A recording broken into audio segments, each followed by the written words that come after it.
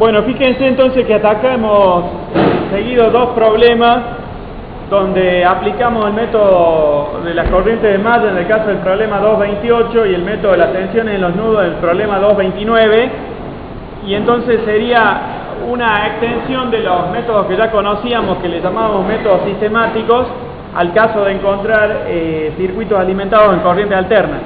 ¿Cuál es tu pregunta? La fecha del parcial la tienen... ¿Cómo, perdón?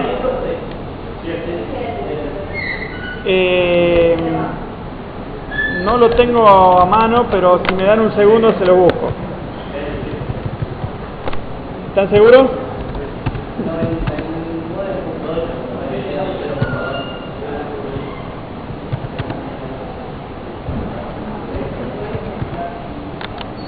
Bueno, si se fijan en las notas complementarias, ahí lo tienen escrito, ¿no es cierto? Para mí, por lo menos, esa sería la forma más directa de chequearlo, pero de acuerdo a lo que tengo escrito, entonces al parcial 1 lo tendríamos el 7 de mayo. Acuérdense que, digamos, la modalidad de ese examen es que va a ser un día lunes, por lo tanto va a ser en el horario del teórico, entonces van a estar todas las comisiones juntas.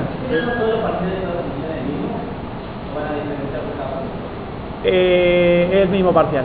Distintos temas, pero no va a haber diferenciación por comisiones.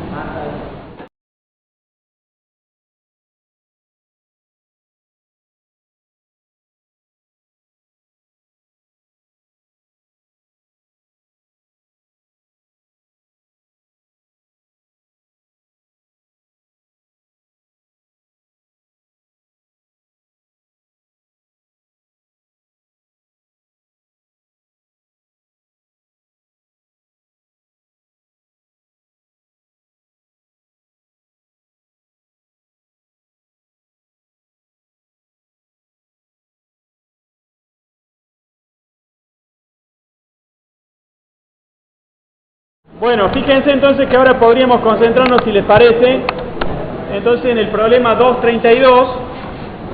Así que el problema 2.32 lo podemos pensar de esta manera. Resulta que en la guía tenemos un enunciado donde aparece una cierta tensión entre los terminales B y A, y a partir de esa tensión la pregunta es cuánto vale la potencia activa y la potencia reactiva, digamos, viendo al circuito globalmente. Así que por su parte conocemos la corriente,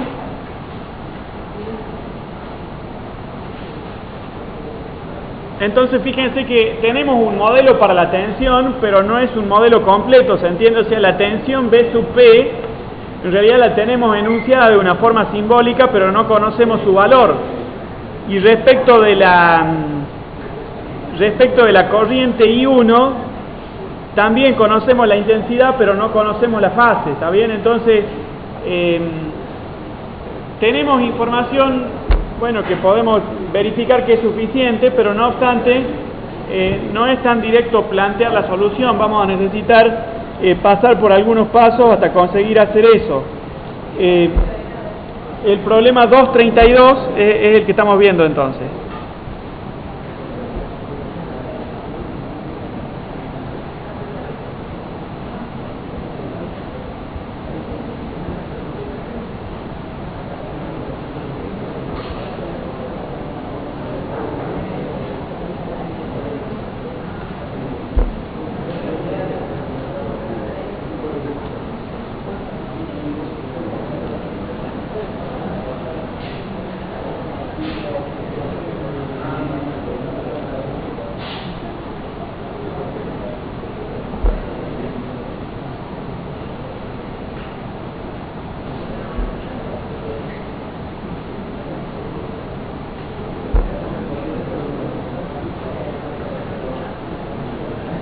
Bueno, entonces fíjense que en este problema podríamos identificar, si les parece, unas tres cargas. Podríamos identificar unas tres cargas, una Z1 considerando digamos el comportamiento de R1 con C1, una Z2 considerando el condensador C2 y una Z3, si les parece, considerando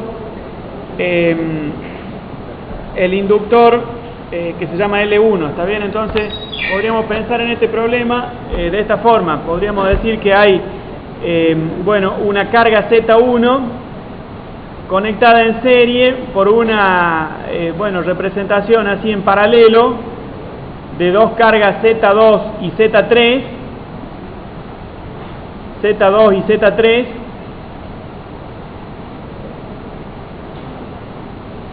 de forma que, bueno, Z1 está a la izquierda, después tendríamos Z2, por último Z3 en el extremo derecho. Tenemos una corriente I, una corriente se llama I o I sub 1, bueno, bien, se llama I sub 1, la corriente que atraviesa I sub 1. Tenemos un nodo que se llama A, o un terminal que se llama A y un terminal que se llama B, y por su parte tenemos de manera parcial una enunciación de la tensión en los extremos esos, o sea, en ese par de terminales quise decir. Entonces tenemos que hay un fasor de tensión BBA que se escribe de esta forma. Podríamos tener una tensión entonces menos más BBA, es un fasor de donde diríamos que BBA entonces tiene una intensidad desconocida que está simbolizada con B sub P, pero un ángulo de fase de pi radianes,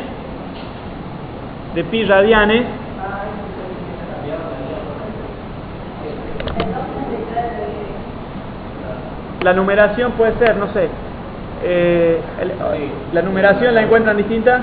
Sí. Bien, bueno, entonces esta sería una salvedad entonces. Recuerden que estamos viendo la versión 16 de la guía, y entonces no tendrían que poder acceder. Tal vez poner en el navegador, poner F5 para que te descargue de nuevo, pero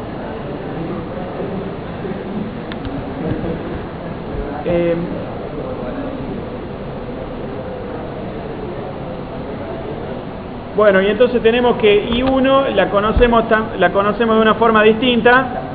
Respecto de I1, el valor lo conocemos, el valor de intensidad, 30 miliamperios, pero no conocemos el ángulo, que está nombrado así con una letra phi. 232. Problema 232 de la guía versión 16. Si por casualidad tienen entonces alguna versión anterior, fíjense por favor el problema 233. Fíjense que por su parte que el circuito es este que estamos revisando acá, entonces si tienen alguna versión anterior, tal vez buscando el circuito lo pueden identificar. Bueno, entonces tendríamos la posibilidad de definir algunas variables.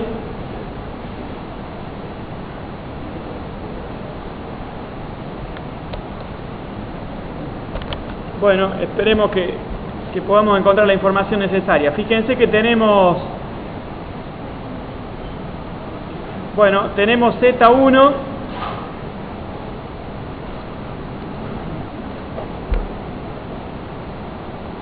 bueno, respecto de Z1, ¿qué podemos decir? Z1 es, bueno,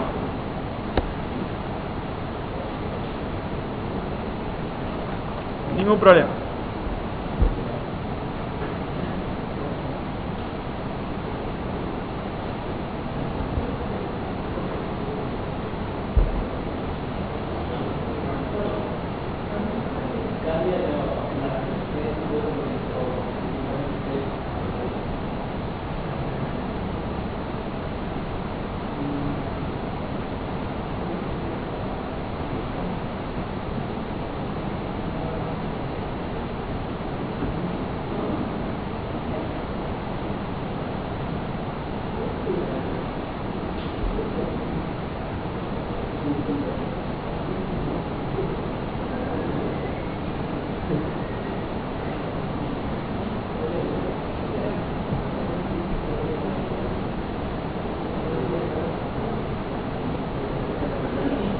Bueno, fíjense que si tratan de ubicar este circuito, ¿no es cierto? Si tratan de ubicar este circuito en alguna versión anterior de la guía, tendrían que poder, digamos, encontrar el enunciado que les falta. Bien, entonces respecto de Z1, podríamos decir que es igual a una impedancia compleja que resulta de ver que C1 tiene 2 milifaradios. Entonces les pregunto, ¿les parece que 2 milifaradios es mucho o es poco? Bien, entonces coincido, es bastante, pero no es una cantidad exagerada, ¿está bien? O sea, en general, digamos, un condensador de 2000 micros se puede conseguir, digamos. Bueno, y entonces un detalle que no habíamos tenido en cuenta es que fíjense cómo en el modelo de la tensión encontramos la pulsación omega. ¿Cuánto les parece que vale omega? Bien, entonces con esa información es que digamos, finalmente podemos establecer algunos resultados. Omega tiene 400 radianes sobre segundo, a partir de lo cual podemos decir entonces que Z1 vale R1 menos J1 sobre omega por C1. C1 era la que valía, recuerden, 2 milifaradios. Bueno, respecto de Z2, respecto de Z2 tendríamos que esto vale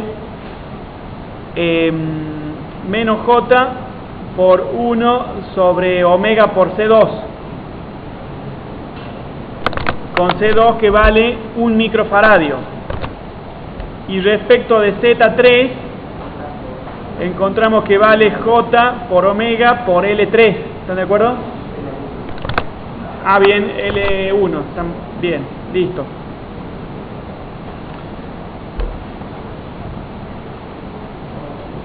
Bueno, y si la consigna es calcular los valores de potencia activa y reactiva, digamos, globales,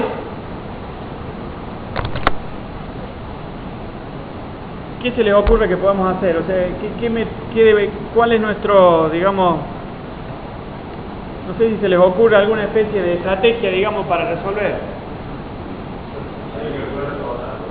Sí. ¿Vos sabés que no?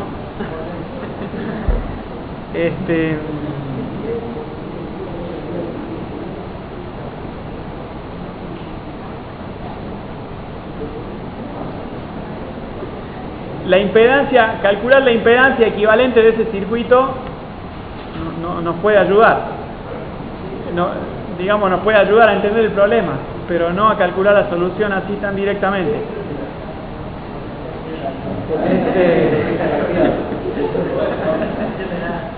¿Cómo? Bueno, o sea, la potencia la podemos escribir como un número complejo, entonces podemos hablar de una potencia compleja. Esa potencia compleja tiene una potencia aparente y tiene un cierto ángulo.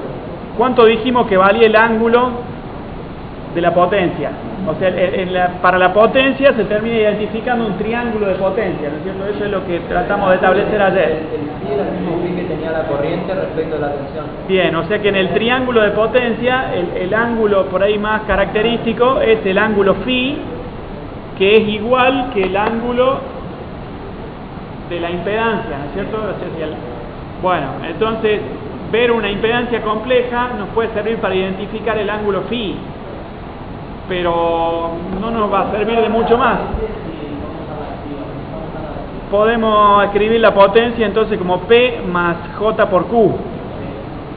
Entonces esa sería otra forma de caracterizar la potencia. Fíjense que no obstante se corresponde con el concepto de que la podemos escribir como un, digamos, número en notación polar o en notación cartesiana. Pero todas las variables que aparecen tienen un significado físico y las hemos tratado de, por ahí, de caracterizar en el día de ayer. Entonces lo que yo les quisiera hacer notar es que para resolver este problema podríamos plantear como estrategia la siguiente. Podríamos decir que la potencia es igual a una potencia que se desarrolla como una suma que depende de las tres cargas Z1, Z2 y Z3.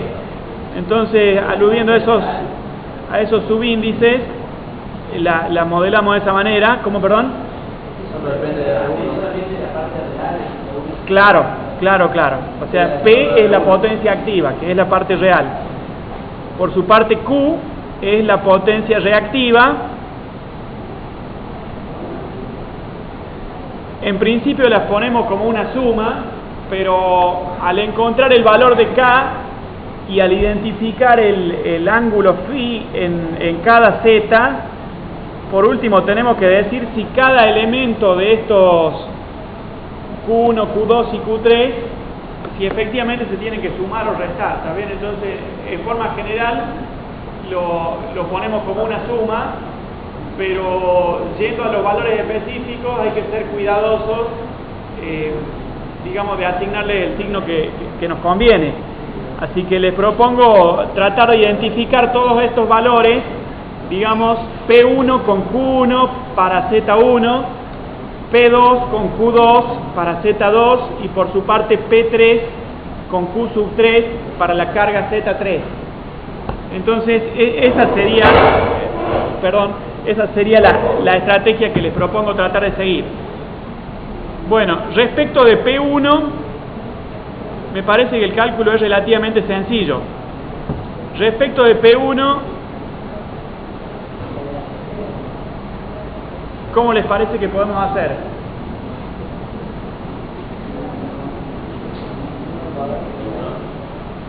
Bien, o sea, P1 depende de la parte real de Z1. La parte real de Z1 es directamente R1. Y entonces conocemos la corriente, ¿está bien? Fíjense que estos valores quisiéramos chequear si son valores eficaces o valores pico. Bueno, en principio podríamos suponer que son... bueno, no, fíjense cómo está aclarado que esta enunciación de I1 es un valor eficaz, ¿se entiende? Entonces tengan cuidado de chequear esa información. Por lo tanto, podríamos aclarar que este es un valor eficaz de corriente, con lo cual podemos decir, fíjense cómo podemos decir que la corriente 1 eficaz tiene efectivamente 30 miliamperios. A partir de eso podemos decir que P1 es igual a la corriente 1 en valor eficaz multiplicada al cuadrado, elevada al cuadrado y multiplicada por R1. De ahí tenemos un primer valor para P sub 1. Bueno, ustedes lo podrían calcular. Respecto de Q sub 1,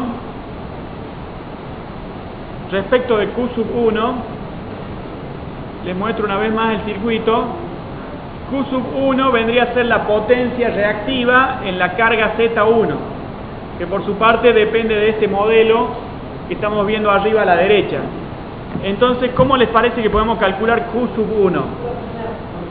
Diga.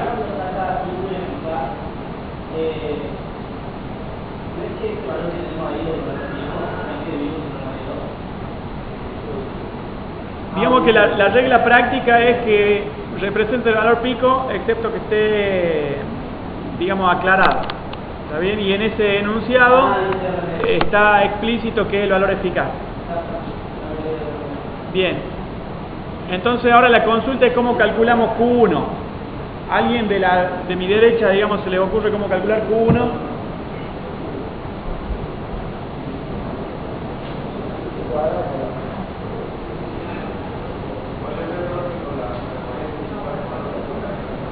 Bien, bueno, entonces la respuesta de ambos es correcta. Entonces tendríamos que si a la corriente que conocemos en valor eficaz la elevamos al cuadrado y la multiplicamos ahora por la reactancia, podemos efectivamente calcular el valor, excepto que hace falta una aclaración muy importante. ¿Cuál les parece que es esa aclaración? Respecto de Q1, con esa ecuación que decimos, podemos calcular su valor. pero ¿qué deberíamos aclarar? No sé si alguno... ¿Cómo?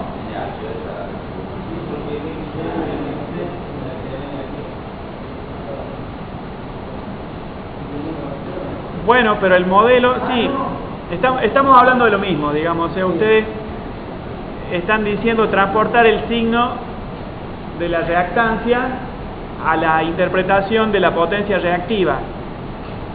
Bueno, en la práctica va a ser eso lo que vamos a hacer, excepto que el triángulo de potencia, como aclarábamos ayer, no en toda la bibliografía se dibuja siempre igual, y por lo tanto no es lo usual directamente tomar el signo de la reactancia y transferirlo así tan directamente, valga la redundancia, al signo de la al signo de la potencia reactiva, sino que lo usual es aclarar si esa potencia reactiva está en adelanto o en atraso, que es lo mismo que están diciendo, excepto que metodológicamente lo aclararíamos con un texto. Entonces, ¿qué les parece a ustedes respecto de esta potencia reactiva? ¿Está en adelanto o en atraso?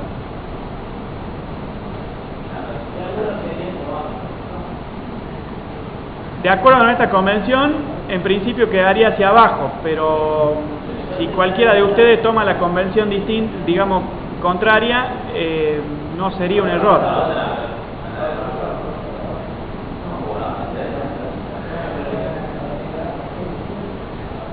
La potencia reactiva, fíjense que está en atraso. Está en atraso. Porque lo dije al revés. Está en adelanto. Porque depende de una carga capacitiva. Y la carga capacitiva, produce un adelanto de la corriente respecto de la tensión. ¿Está bien? Entonces, lo aclaramos de esa forma.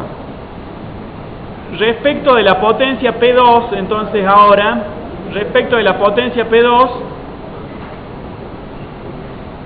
¿cómo les parece que podríamos tratar de solucionarlo? ¿Cómo calculamos la potencia activa en la carga Z2?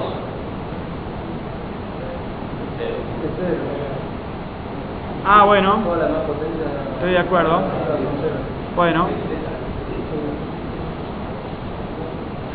Bien, entonces respecto de la potencia reactiva en la carga Z2, ¿cómo hacemos?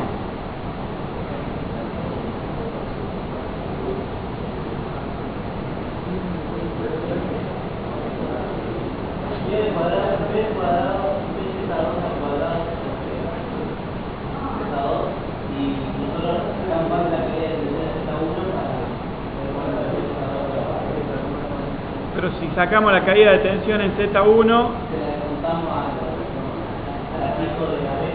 pero no conocemos la tensión pico.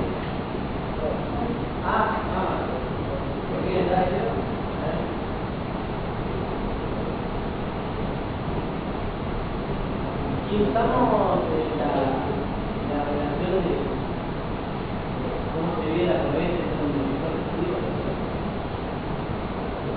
¿Podemos sacar el Z2 ahí? Tomamos Z3 sobre Z2 más Z3.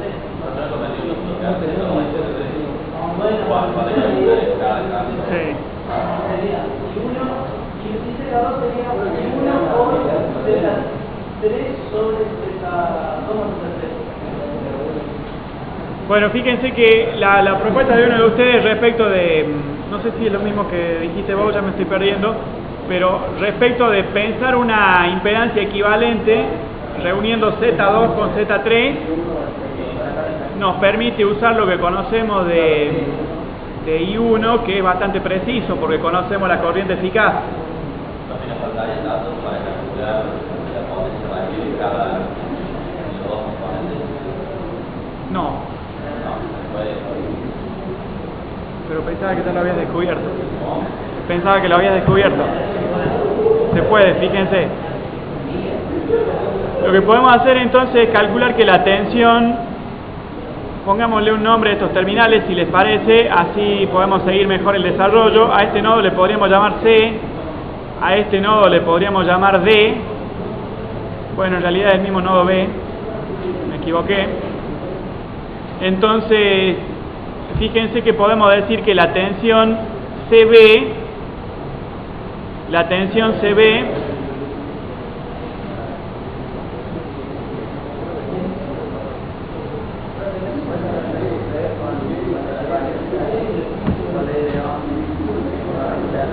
¿cómo, perdón?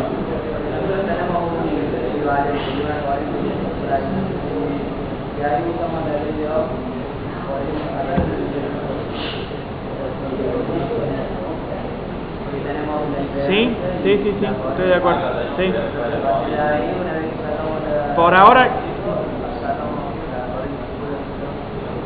sí, eso lo podemos hacer. Bueno, entonces fíjense que respecto de BCB podemos decir que es igual a I1 por una impedancia 2,3, una Z23, llamémosle así, Z23 directamente. Entonces diríamos que Z23 es igual a Z2 por Z3 sobre la suma Z2 con Z3. Bueno, a partir de eso podríamos multiplicar por I1, y ¿qué nos quedaría? A ver.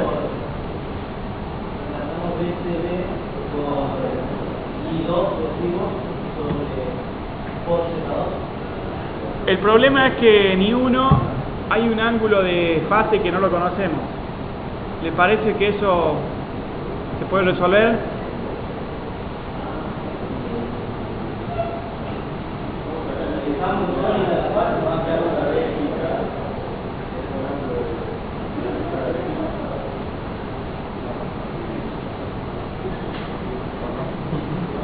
Lo que podemos hacer es fijarlo como 0 y después sumar.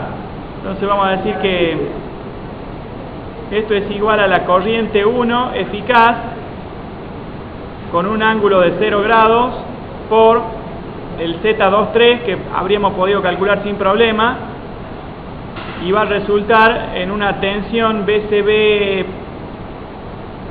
pico o RMS.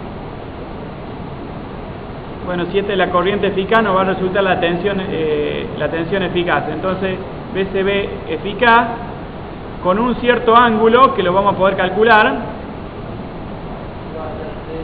Esto se va a llamar, no sé, Phi 2, y va a quedar sumado con un cierto ángulo Phi que no conocemos. Bueno, no importa, digamos, va a quedar directamente Phi 2. Y entonces acá aparecería una multiplicación por el factor E a la J Phi, que como no nos interesa lo podemos despreciar. Acá quedaría por E a la J Phi, y acá quedaría por E a la J Phi. O sea que, digamos, aunque nos falte el valor de Phi, lo que podemos verificar es que es una cantidad que no nos interesa, porque nosotros solo necesitaríamos retener el valor de tensión eficaz. Entonces, a partir de esa tensión eficaz, fíjense que ahora podemos calcular Q2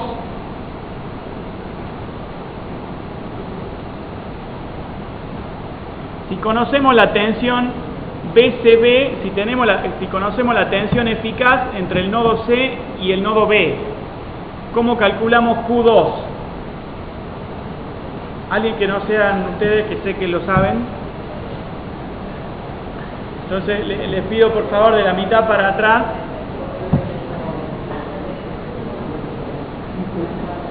¿Cómo? Perdón, estaba distraído. La tensión. Bien, genial. Entonces tenemos la tensión que le hemos llamado BCB y hemos aclarado que es un valor eficaz, lo elevamos al cuadrado y de ahí producto o división. Bueno, división en, ¿cómo se llamaría esto?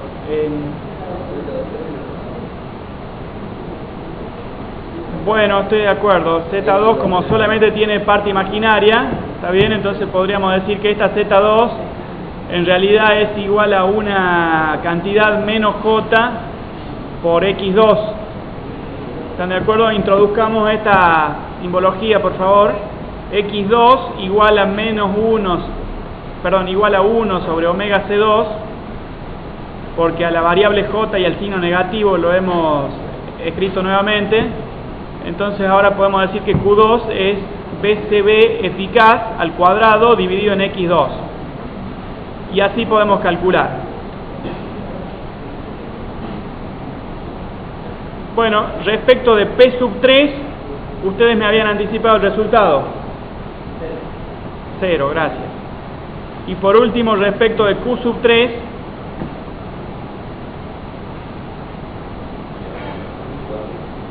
bueno, entonces sería BCB eficaz al cuadrado dividido en X3.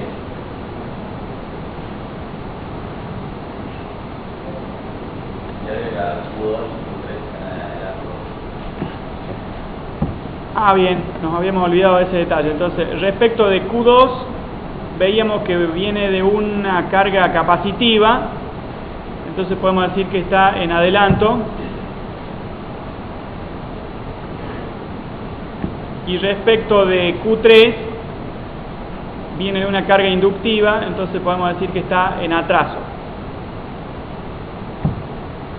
Bueno, fíjense que en este problema,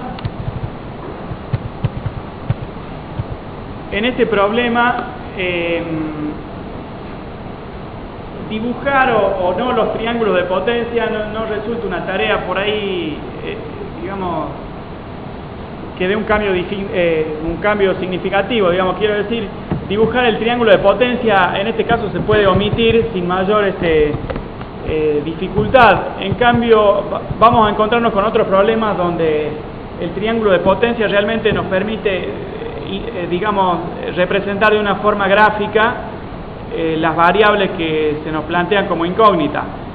Pero hasta que lleguemos a eso, sería conveniente tratar de ejercitar esa metodología pensando en que para el triángulo de potencias de la carga 1 habíamos llegado a decir que dependía, digamos, habíamos llegado a decir que había un factor de potencia en adelanto. Entonces, si el factor de potencia estaba en adelanto, podíamos dibujar un triángulo orientado hacia abajo, donde teníamos P sub 1 y Q sub 1 de esta forma. Respecto de la carga Q sub 2, bueno, voy a usar un color distinto porque va a haber una cierta superposición. Respecto de Q sub 2, encontrábamos que estaba en adelanto.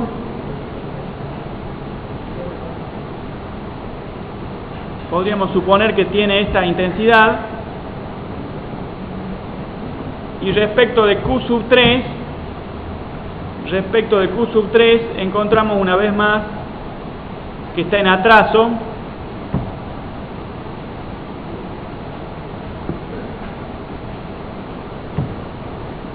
Entonces Q sub 2 está en adelanto igual que Q sub 1. Ahí hay una imprecisión. Entonces Q sub 2 está en adelanto igual que Q sub 1. Q sub 2 no resulta en un triángulo porque la potencia activa para la carga 2 es nula. Y por último podríamos graficar el segmento que falta, suponiendo que Q sub 3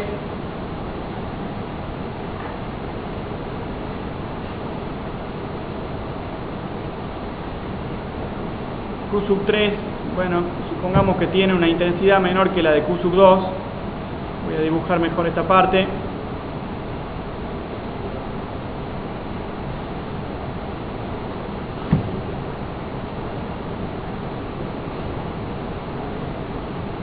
Bueno, este sería el triángulo de potencia.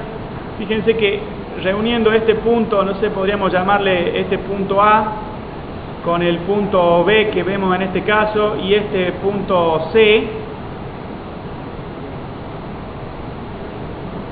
fíjense que la potencia aparente es igual al segmento AC, mientras que la potencia activa es igual al segmento AB, y por su parte la potencia reactiva es igual al segmento BC. De acuerdo a este dibujo, parecería que la potencia Q está en adelanto, pero no deberíamos perder de vista que este dibujo lo hemos hecho sin calcular los valores reales, de cada potencia activa y reactiva. Por lo tanto, ese resultado hasta aquí no lo podemos garantizar, pero el concepto sería el que hemos tratado de definir.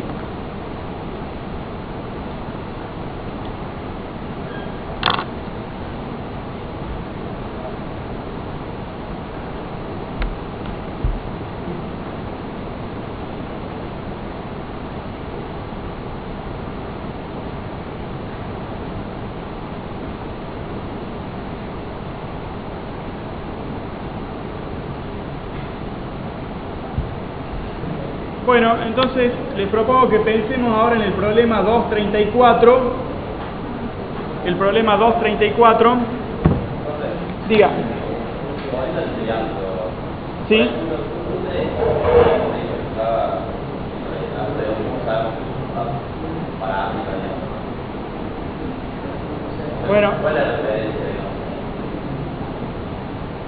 Bueno, la referencia es que, bien, cada triángulo, digamos, cada triángulo tiene que comenzar, digamos, cada triángulo representa una suma vectorial. Entonces, si este hubiera sido el primer triángulo, al segundo triángulo lo deberíamos trazar donde termina el primero. Y a un tercer triángulo lo deberíamos trazar a donde terminó el anterior, y de esa forma seguir, digamos, siempre tomando como origen tomando como vértice donde aparece el ángulo del triángulo de potencia, el ángulo característico del triángulo de potencia, lo ubicamos, digamos, donde se había trazado, donde se había terminado de trazar por ahí el triángulo anterior. No lo estoy diciendo claro, pero digamos que si este hubiera sido P1 y este hubiera sido Q1, luego hubiéramos encontrado P2 y Q2 dibujado de esta forma, P sub 3 y Q sub 3, y por último, bueno, P sub 4 y Q sub 4, dibujado de esta manera. Fíjense que estamos tendiendo a captar el concepto de una suma vectorial. Este habría sido el primer vector, este habría sido el segundo vector, este habría sido el tercer vector, y por último habríamos encontrado un cuarto vector. Entonces, cada triángulo de potencia es una forma tal vez más didáctica o más sencilla de ver que el concepto que representamos es una suma vectorial. Entonces, a cada triángulo lo vamos trazando desde donde habíamos encontrado el vértice anterior, y en este caso la representación se simplifica, ya que, bueno, si bien el triángulo de potencia para la carga Z1 tiene, digamos, un lado real y un lado imaginario, o sea, una potencia activa y una potencia reactiva, pero las dos cargas Z2 y Z3 solamente dan potencia reactiva, por eso se dibuja de esta manera. Pero el concepto habría sido el de ir planteando, digamos, triángulos que se concatenan de esa forma. Bueno, gracias. Bueno, entonces este dibujo, digamos, era solamente un ejemplo. Si les parece lo borramos.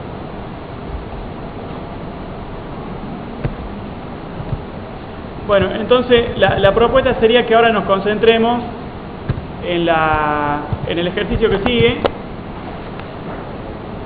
Y el ejercicio que sigue les propongo que sea el 234. Entonces, respecto del problema 234, encontramos la consigna que aparece captada en este gráfico. Fíjense que una vez más tenemos una corriente instantánea conocida,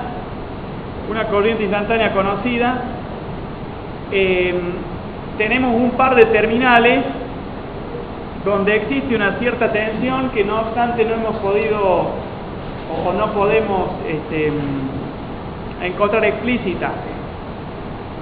Así que en este caso querríamos conocer la potencia activa y la potencia reactiva mediante alguna deducción que lleguemos a interpretar.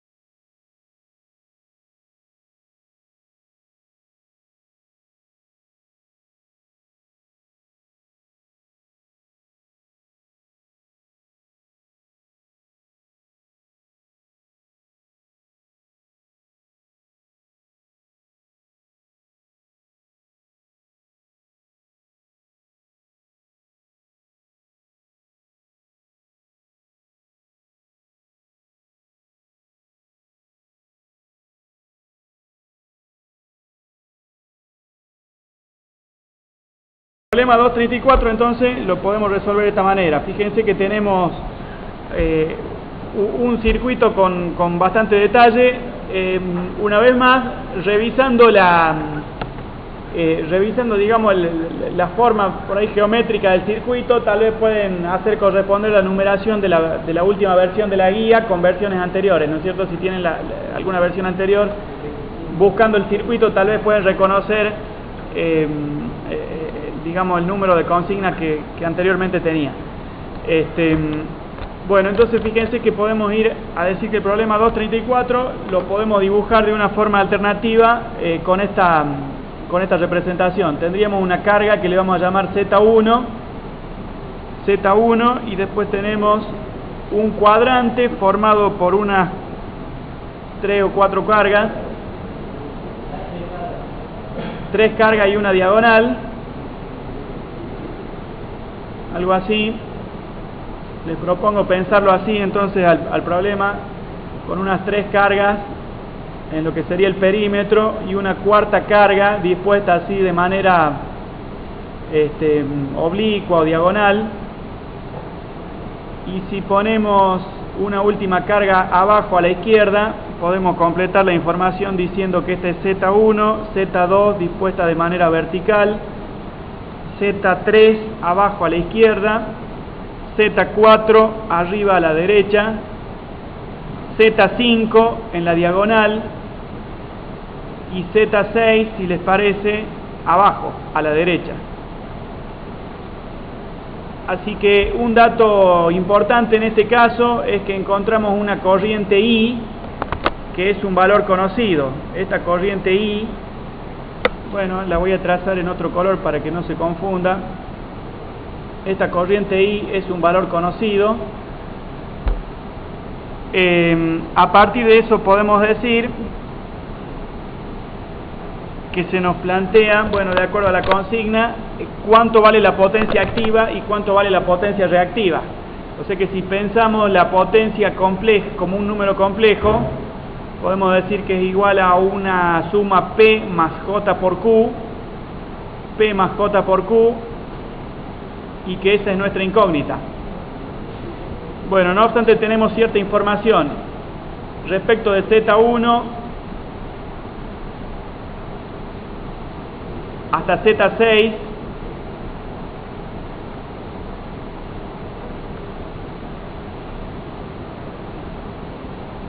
Les pido que me ayuden a interpretar los valores. Z1 vale R1. Bueno, lo dejamos indefinido para ganar espacio en la pantalla. Z2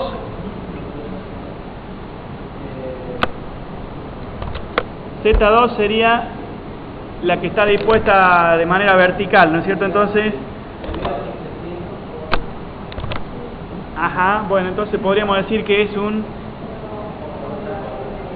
JX2, que si quisiéramos dar un cierto detalle, ya que depende del inductor L4, podríamos decir que es J por omega por L4. Tenemos la información respecto de omega. ¿Cuánto vale omega?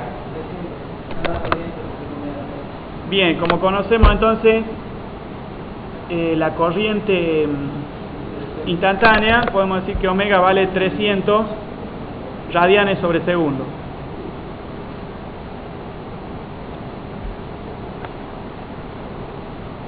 Z3 depende de una carga inductiva, entonces JX3. Z4 arriba depende de dos condensadores. Bien, entonces sería menos J por X C12, algo así era. C12, bien. Respecto de Z5,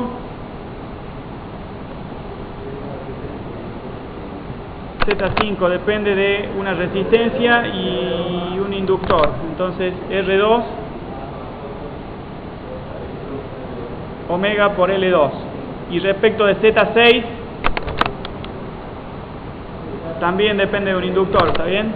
Entonces R3 más J por omega por L3. Bueno, entonces ¿qué hacemos ahí? ¿Alguien tiene alguna idea respecto de calcular P o Q?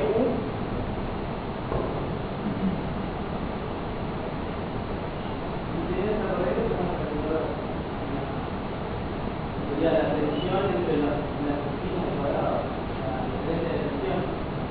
Y ahí podemos sacar primero la potencia de Z5, a partir de eso sacamos la potencia de Z4 y de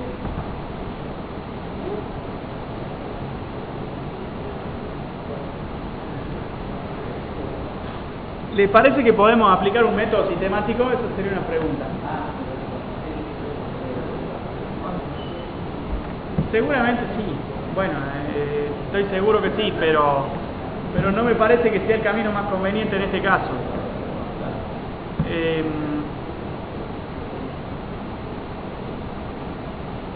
Por lo tanto, podríamos... Lo que vos dijiste es razonable, pero no sé si alguien más lo interpretó o se le ocurre alguna idea alternativa. Entonces la pregunta sería si qué se le, digamos, del lado derecho, por ejemplo, a la fila del lado derecho, si se les ocurre algo respecto de algún cálculo que nos resulte útil a partir de la corriente I. ¿Qué podemos calcular con la corriente I?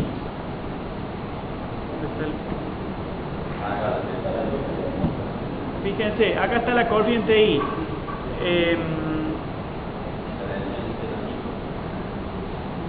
Bien. Bueno, entonces les propongo algo. Les propongo que le pongamos un nombre a este nodo. A este se podría llamar... Ah, bueno, había nombres que ya estaban. Este era el nodo A y este es el nodo B.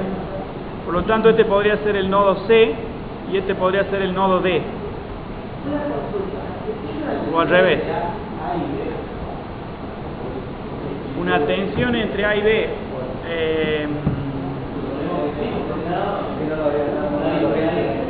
Claro. O sea, alguien tiene que dar la corriente. Bien. Bueno, entonces, fíjense que podemos decir, a Z5 la tenemos calculada, ¿se entiende? Entonces, fíjense cómo podemos decir que la tensión BCD, el pasor de tensión BCD, en realidad es igual a la corriente I que conocíamos por Z5. ¿Está bien eso? No, no está bien. No, BDC. Claro. Entonces, BDC es lo que está calculado ahí.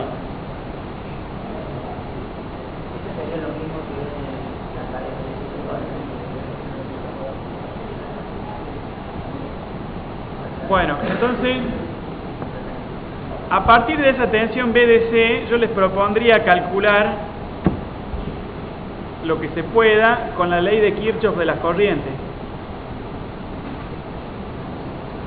Si conocemos esa tensión BDC y si conocemos la corriente I, fíjense que con la ley de Kirchhoff de las corrientes podríamos calcular la corriente IZ6. Entonces, alguien de la mitad para atrás que me pueda decir cuánto debe valer la corriente IZ6, y a esa corriente IZ6 la pensamos de esta forma. IZ6 la vamos a suponer así.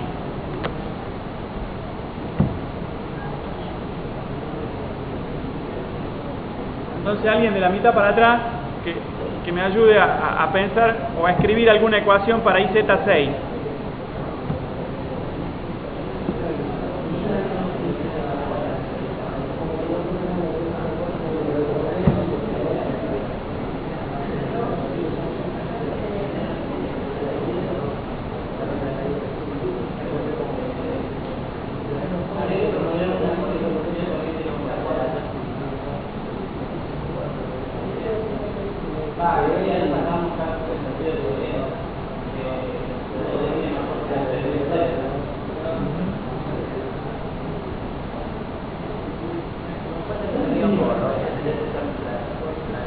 ¿Cómo?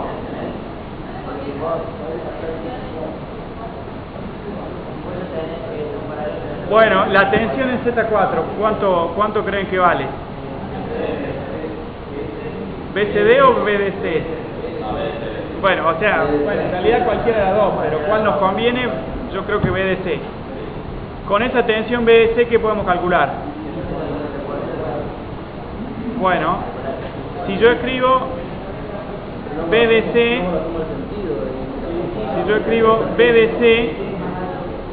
dividido en Z4, BDC dividido en Z4,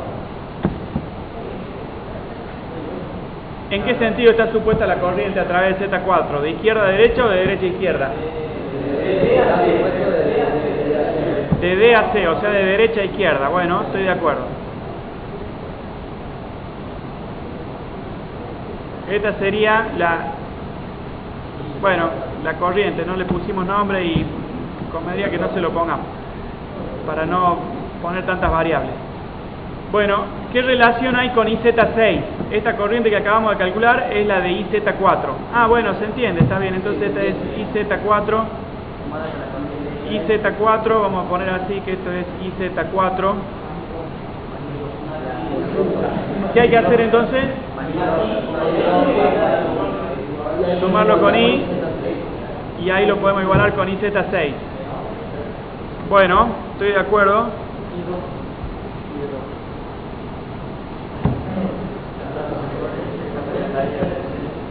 Bueno, a partir de esa corriente IZ6, que ahora la podemos calcular, con IZ6 y este modelo, digamos, podemos continuar. ¿Qué podemos hacer con esta cuenta? ¿Se le ocurre algo?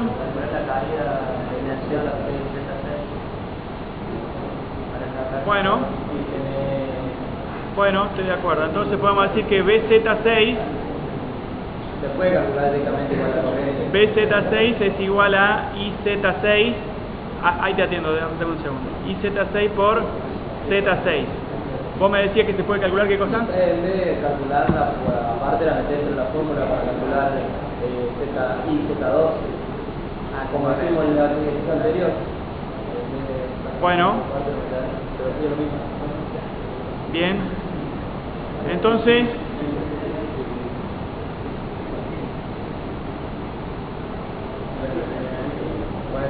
¿cómo calcularían ahora Z2? Tenemos BZ6 que está acá sobre Z6.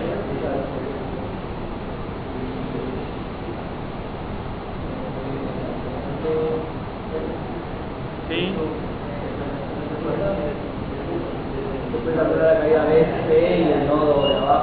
Entonces, para ordenar la notación, si quieren le ponemos este nombre, nodo E, y ahora podemos decir que la tensión E era EC, la tensión EC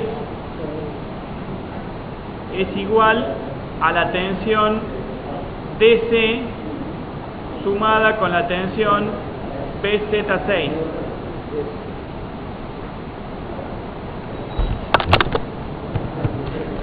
Fíjense, la tensión EC es la suma de la tensión DC con la tensión Z6. ¿Se entiende más o menos? Fíjense que la tensión DC era la que estaba sobre Z5. Si le sumamos la caída de tensión sobre Z6, tenemos la tensión EC. Y en función de esa tensión, podemos calcular la corriente en Z2, ¿se entiende?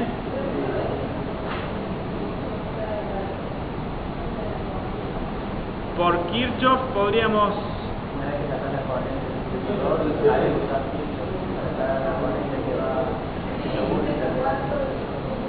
Tenemos IZ4 donde estaba acá. Tenemos esta corriente.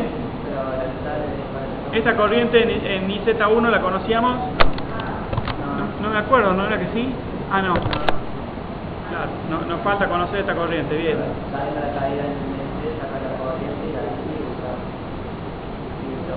Bueno, entonces fíjense qué opinan de seguir con esta cuenta.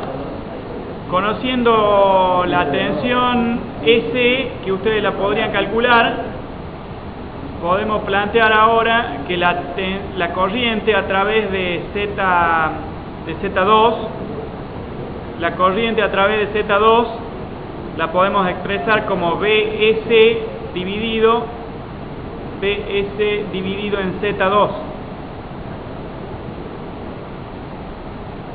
Entonces, a ese cálculo lo podrían hacer.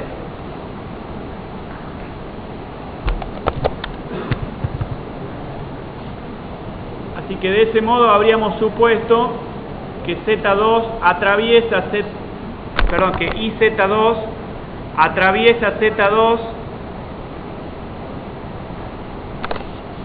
hacia arriba, ¿estamos de acuerdo? Fíjense que a IZ2 la acabamos de suponer de abajo hacia arriba. Porque si no pusimos ningún signo negativo, significa que las convenciones que estamos siguiendo van hasta ahí. ¿Y ahora cómo seguimos?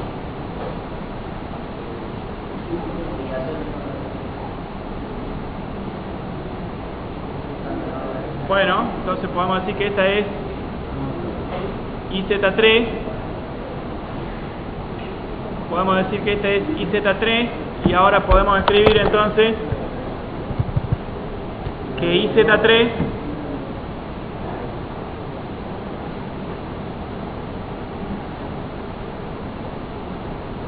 tiene un cierto modelo en función de este circuito. No sé si alguien digamos de la mitad para atrás me puede decir cuánto vale IZ3. Fíjense que IZ3 está sobre la carga Z3. ¿Con qué ecuaciones la podemos relacionar?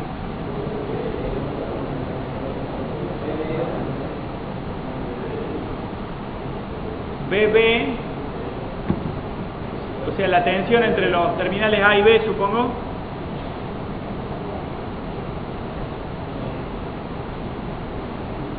Bueno, eso es válido, pero no sé si nos ayuda. IZ2 ya la calculamos, a IZ6 ya la calculamos, ¿está bien? ¿No calculamos IZ2? Sí. Bueno, entonces la ley de Kirchhoff de los nodos, ¿cómo sería? Gracias. Entonces, IZ2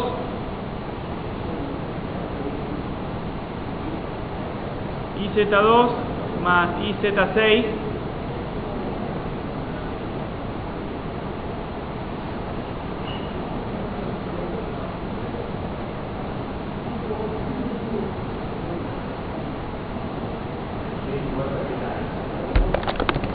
Bueno, fíjense entonces, esto resulta en un valor que ustedes pueden calcular.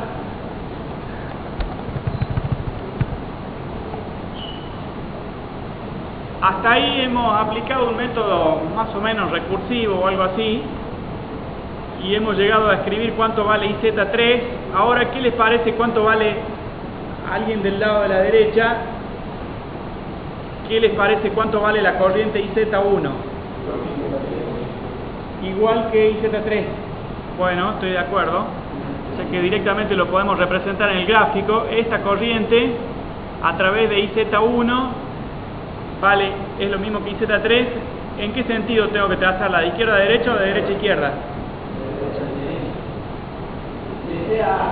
De C a A, bien. Entonces esta es IZ3.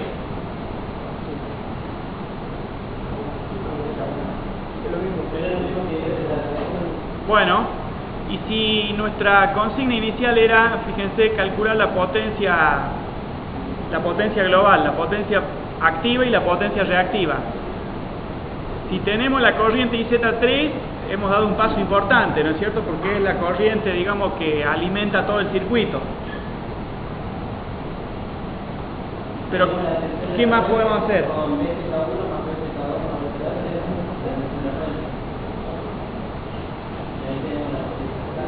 La potencia de BZ1 más BZ2 más BZ3. Bueno. ¿Por qué no conviene sacar una impedancia equivalente de todo? ¿Por qué no conviene? En el anterior tampoco lo hicimos.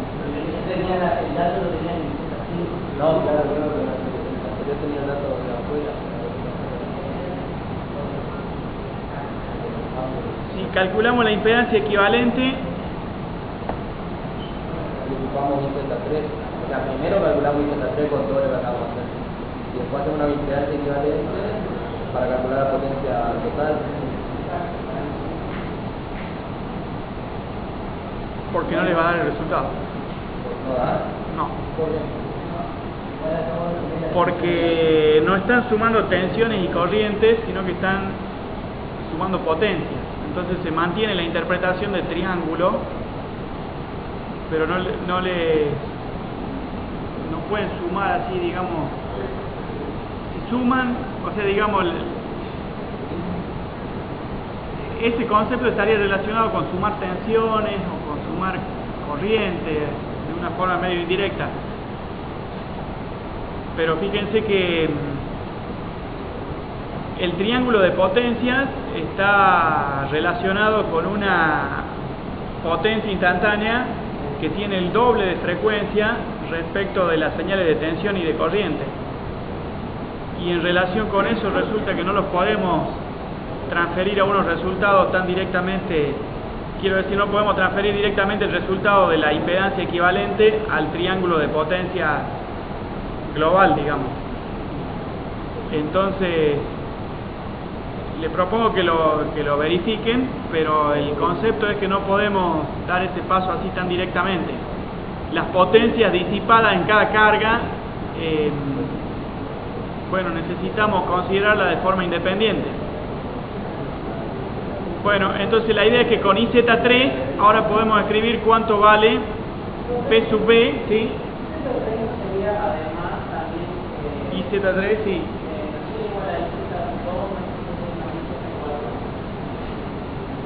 IZ2 más IZ6.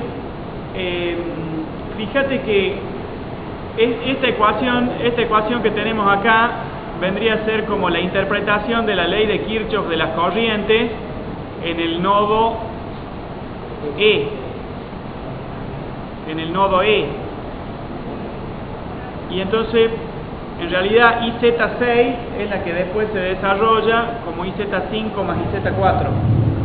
Y por esa razón podemos, digamos, abstraernos del valor de la corriente IZ4 y pensar directamente en IZ6, que sabemos que ya contiene, digamos, la componente IZ4. Bien.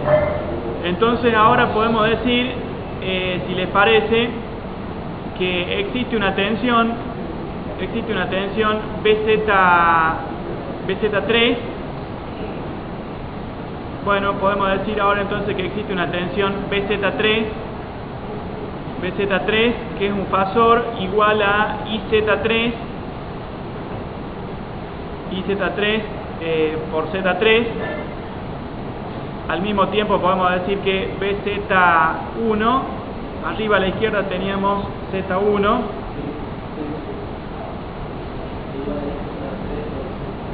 bueno, entonces podemos decir que esto es IZ3 por Z1, y luego podemos decir que la tensión BA es igual a BZ1 sumado con BS, creo que le habíamos llamado así, sumado con la tensión Z3, y de esa forma tenemos la posibilidad de decir cuánto vale BA tanto en su valor, bueno, los valores originales eran de valor eficaz, no, de valor pico. Entonces diríamos cuánto vale el valor pico de la tensión BA y cuánto vale este ángulo phi B. No obstante, fíjense que por su parte la corriente IZ3, que es un fasor, se puede analizar también por medio de su valor pico y el ángulo que resultara. Este sería un phi sub i.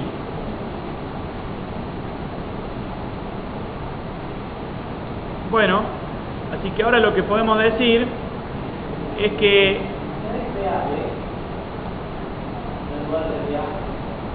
ahí lo chequeamos, pero fíjense que nosotros tenemos la tensión S positiva en el terminal E, tenemos la tensión BZ3 positiva del lado B, si multiplicamos, digamos, todas las constantes sin cambiarle el signo, todos los valores, digamos, intermedios sin cambiarle el signo. Bueno, y entonces a partir de esto, fíjense que la potencia aparente la podríamos calcular como el producto de la tensión BA pico por la corriente IZ3 pico dividido en 2 .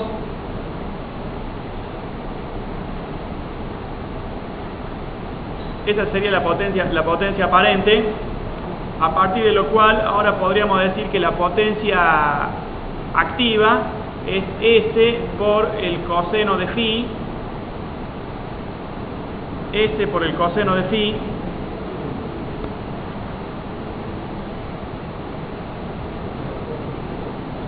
Q es igual a S por el seno de phi, y mientras tanto al ángulo phi lo podemos calcular como la diferencia phi sub B menos phi sub I.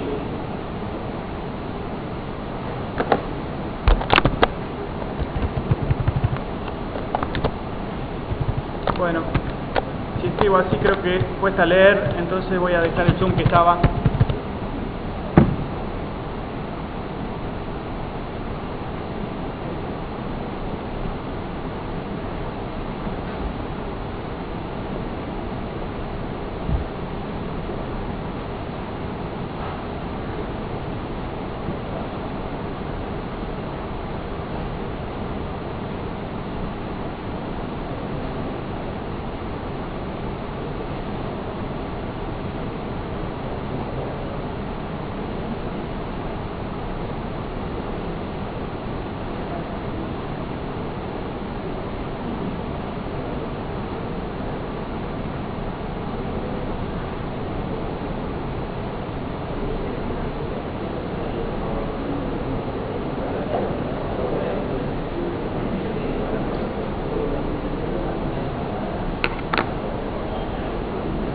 Bueno, si les parece, para tratar de aprovechar los minutos que quedan, nos podemos concentrar en el problema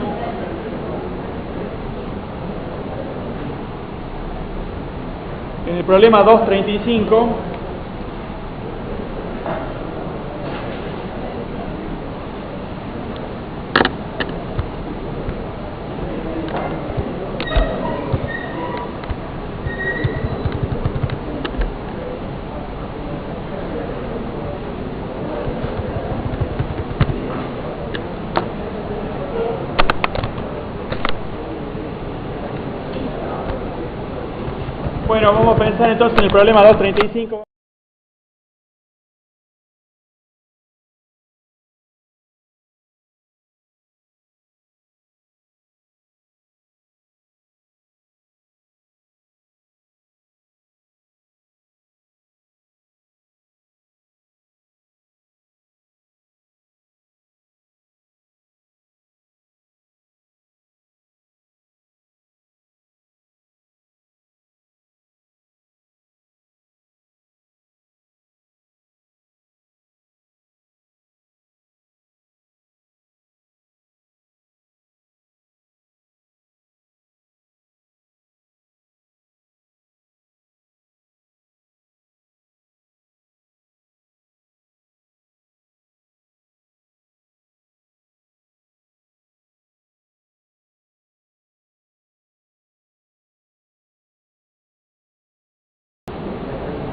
Encontramos esta enunciación.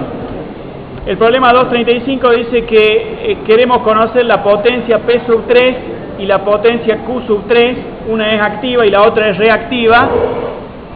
Si se sabe que la potencia total es de 2,1 kilovatios y que la potencia reactiva global es de 1 kilovoltio amperio reactivo, inductiva, o lo que diríamos en atraso. Bueno, entonces el circuito de este problema lo estamos viendo acá. Fíjense que tenemos una potencia global que se conoce y tenemos una potencia P sub 3 activa y una potencia reactiva Q sub 3 que son las incógnitas, ¿está bien? Entonces, ¿se les ocurre cómo podemos calcular, digamos, de la mitad hacia atrás? No sé si a alguien se le ocurre cómo calcular esta potencia activa. Entonces, les pido por favor de la mitad hacia atrás, si alguien me puede decir cómo calcular P sub 3. Recuerden que la potencia total, si le llamamos P sub T a la potencia total, resulta que la conocemos.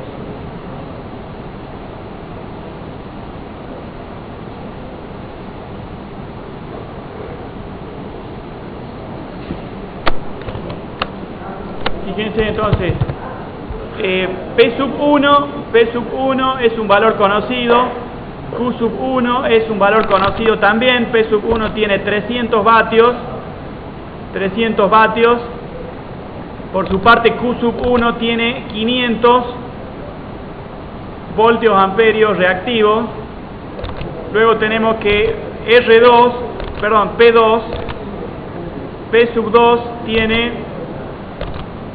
podríamos decir, 1400 vatios.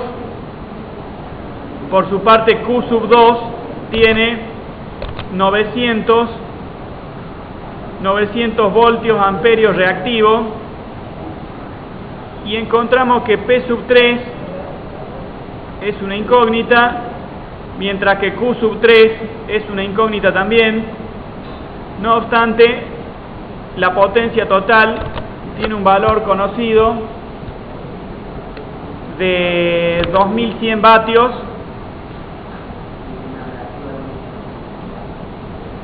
Bueno, Q sub T, ¿cuánto es? 1 kilovatio, bueno, kilovoltio amperio reactivo, algo así. Diga.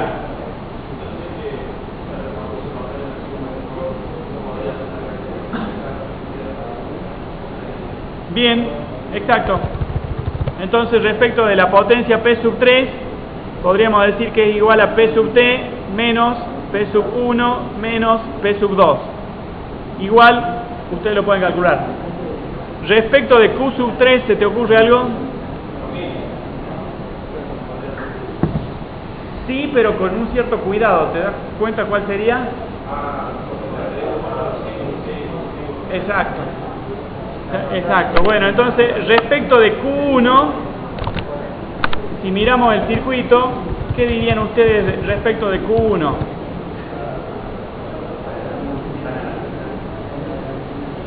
Bueno, una forma fácil sería decir que es inductiva, ¿está bien? Entonces, Q1 es inductiva.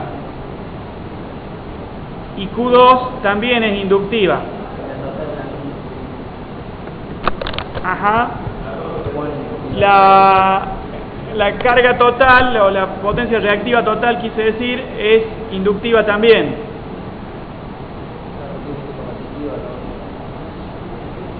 Bueno, entonces la otra tiene que ser capacitiva. Eso significaría que tendríamos Q sub T menos Q sub 1 menos Q sub 2. ¿Cuánto da eso? ¿Alguien puede calcular rápido?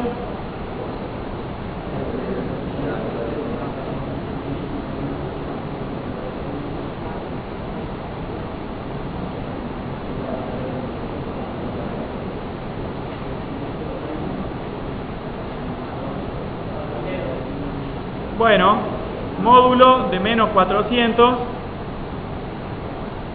voltios amperios reactivos, aclarando que son capacitivos.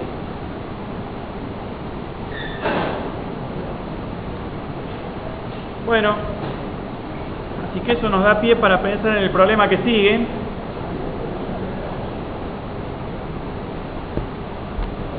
Fíjense que el problema 237,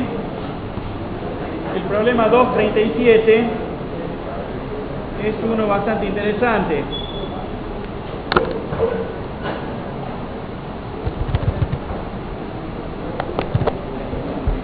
El problema 237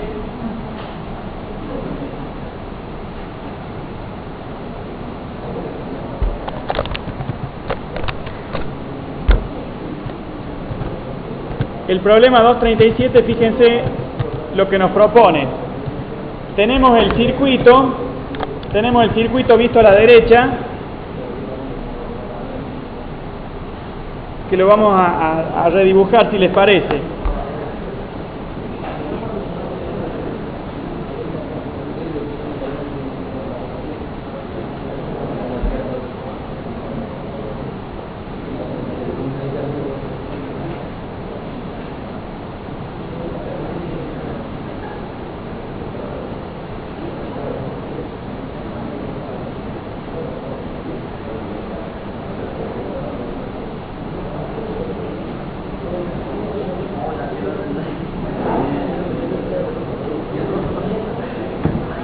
Bueno, el circuito del problema 237 lo tienen en la guía, ¿no es cierto?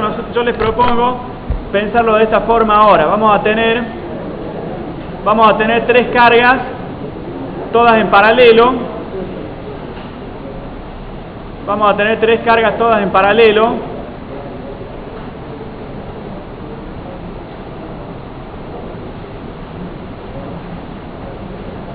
Entonces podemos llamarle Z1, Z2 y Z3 a cada una de estas cargas.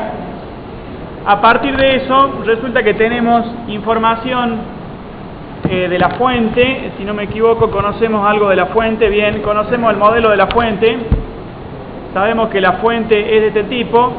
Es una fuente de alterna que está conectada al circuito y que tiene un valor de 220 voltios eficaces y un ángulo, un phi sub b, digamos, un phi de tensión de 0,3 radianes. 0,3 radianes. Bueno, entonces a partir de eso, en realidad conocemos más información. Conocemos que P1, bueno, fíjense que P1 tiene, ¿cuánto vale la potencia en la carga 1?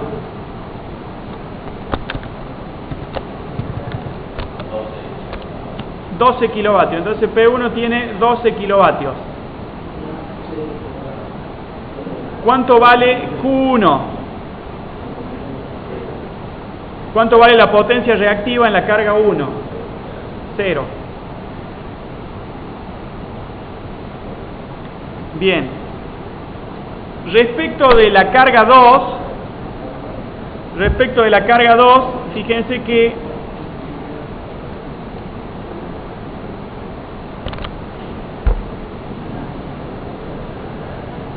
¿cómo podemos calcular la potencia activa de la carga 2, que sería la que, según este ejemplo, depende de un horno eléctrico? Entonces la carga Z2 se supone que modela un horno eléctrico que tiene una cierta componente resistiva y una cierta componente inductiva. ¿Qué les parece a ustedes? ¿Cómo podemos calcular la potencia activa en este circuito? A la fuente la conocemos.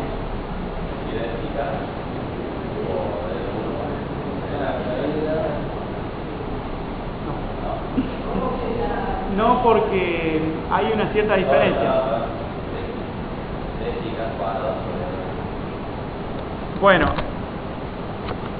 digamos que en este circuito, o sea, la pregunta en esta instancia sería cuánto vale P sub 2, por ejemplo.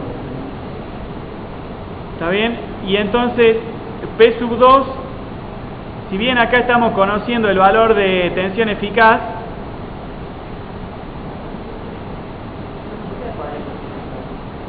¿cómo?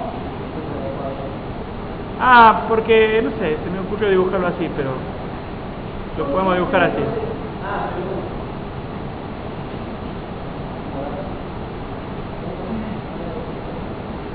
Respecto de P sub 2, tengan cuidado con no hacer este cálculo.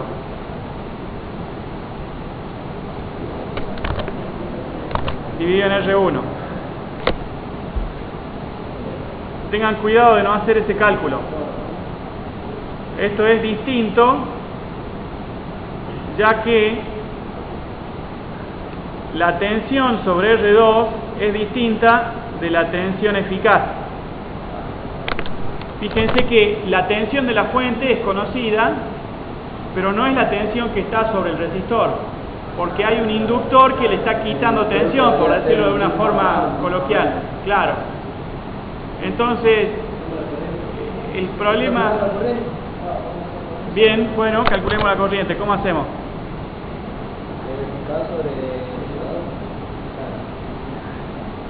Bueno, entonces pongamos que la corriente 2 eficaz es igual a la tensión eficaz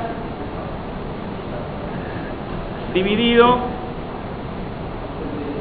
en el módulo de Z2. ¿Se entiende? Y a partir de eso podemos calcular que P sub 2, ¿cuánto vale?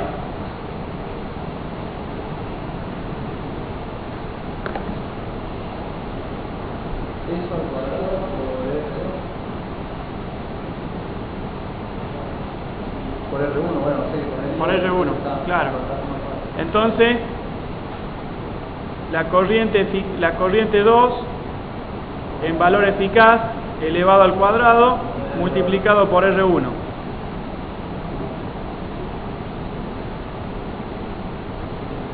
Bueno, entonces a esta diferencia,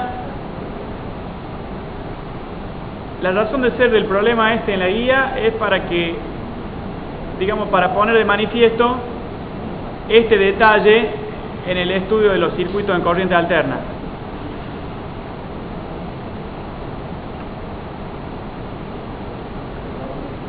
Entonces tengan cuidado con esa observación. Respecto de la potencia reactiva Q2, ¿cómo la calculamos? ¿Cómo calculamos Q2?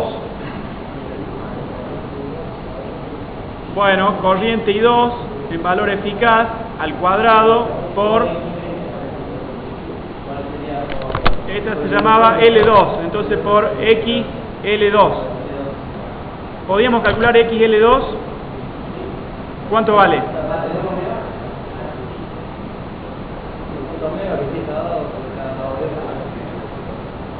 ¿A dónde está dado esto? No me digas. No. Después te dan otra parte. Y tampoco tenemos L. ¿Cómo hacemos entonces? ¿Y la diferencia?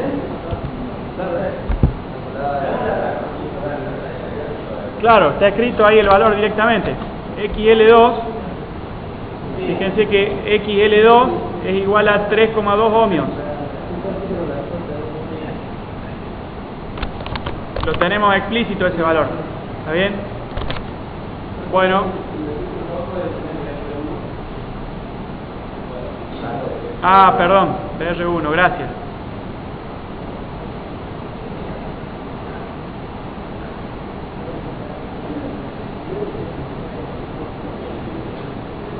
Bueno, y entonces, en los 3 minutos y medio que quedan, díganme cuánto vale P sub 3.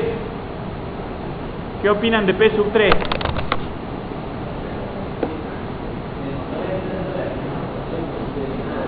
Sí, P sub 3 sería la carga en la rama del extremo derecho.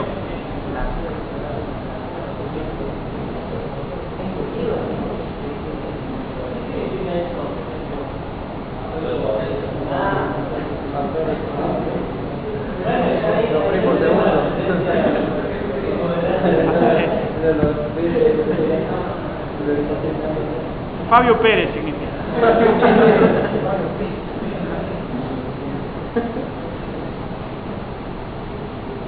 Fabio Pérez 08. ¿Es jugador de Talleres o no? Fabio Pérez no. De Belgrano tampoco. Ah, no, bueno, suena igual a Claudio Pérez, pero bueno, nada que ver. Bueno, entonces, ¿qué hacemos? ¿Cuánto vale P sub 3?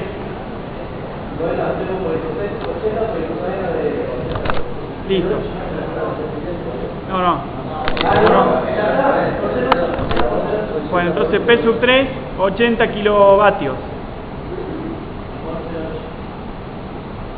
¿Seguro?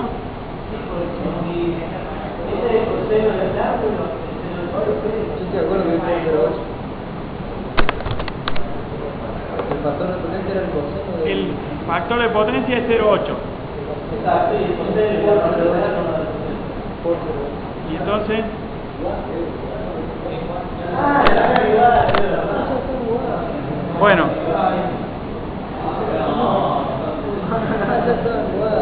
bueno, los dejo a ustedes que verifiquen ese resultado. Bien, no obstante, fíjense que hay una parte importante de la consigna que es lo que sigue.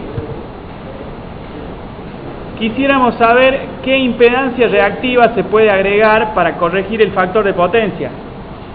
¿Está bien? O sea que esa consigna sí la podemos pensar de manera gráfica. La corrección del factor de potencia la podemos pensar de esta manera. Nosotros en este momento ya tenemos un triángulo de potencia.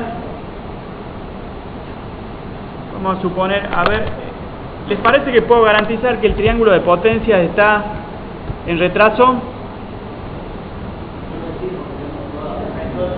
Sí, porque esta carga tiene, digamos, ángulo nulo, esta carga es inductiva y el motor también tiene un factor de potencia en retraso. Entonces podemos asegurar que el triángulo de potencia, que va a resultar de pensar cuánto es la potencia activa total, P sub T, cuánto es la potencia reactiva total, Q sub T, resulta en, digamos, con una potencia reactiva de tipo inductiva, con un factor de potencia en retraso asociado a un cierto ángulo que le podríamos llamar phi. Ese valor phi vale arco coseno de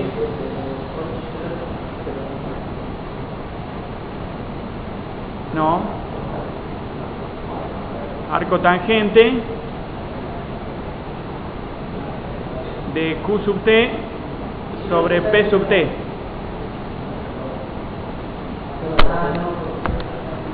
El factor de potencia que conocíamos era solo para el motor, pero el que estamos tratando de analizar en este momento considera todos los elementos. Bueno, y la idea es que si nosotros quisiéramos cambiar este triángulo de manera que resulte un factor de potencia mejorado, un factor de potencia